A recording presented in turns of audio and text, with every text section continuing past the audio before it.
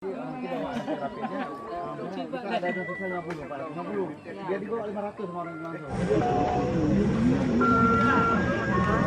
Danau Laut Tadu di Desa Alugajah, Kecamatan Taduraya, Nagan Raya, merupakan salah satu objek wisata alam di kabupaten setempat. Lokasi dikelilingi hutan dan kebun sawit serta pemandangan yang indah menjadi daya tarik warga mengunjungi Danau Laut Tadu. Untuk menuju lokasi tersebut, menempuh jalan nasional dari Simpang Pet ke Alubata serta arah ke Jalan Alugajah dengan jarak sekitar 9 km. Bupati Nagan Raya M. Jamin Idham didampingi Ketua TP PKK Marwati beserta sejumlah kepala dinas meninjau Danau Laut Tadu pada Kamis 4 Juni 2020. Bupati mengakui untuk tahun 2020 Pemkab Nagan Raya telah mengalokasikan anggaran 2 miliar rupiah untuk pengembangan lokasi wisata Danau Laut Tadu. Dia dihantar ke makanan. Saya enggak mau ya.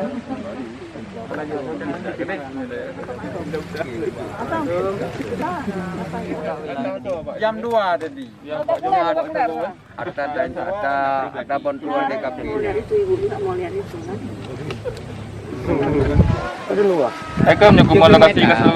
Selain objek wisata, mulai tahun 2019 silam, Pemkab Nagan Raya juga memanfaatkan lokasi ini untuk budidaya ikan air tawar dengan membangun keramba di tengah danau tersebut.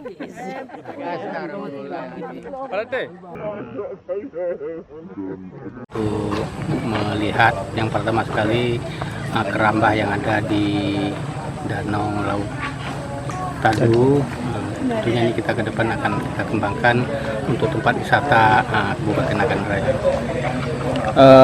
Apakah sudah ada dikucurkan anggaran untuk daerah destinasi wisata di Nagan Raya ini, Pak? Kita mulai tahun anggaran 2020 kita mulai kucurkan sekitar 1,2 miliar. Kita mulai tahun 2020 kita mulai kucurkan 2 miliar untuk anggaran pembenahan dan mungkin untuk sekali pelestarian untuk tempat wisata. Wisata Islami, Pak? Ya, untuk wisata Islami. Surat dan tidak ada kendala di lapangan. Bebas lahal.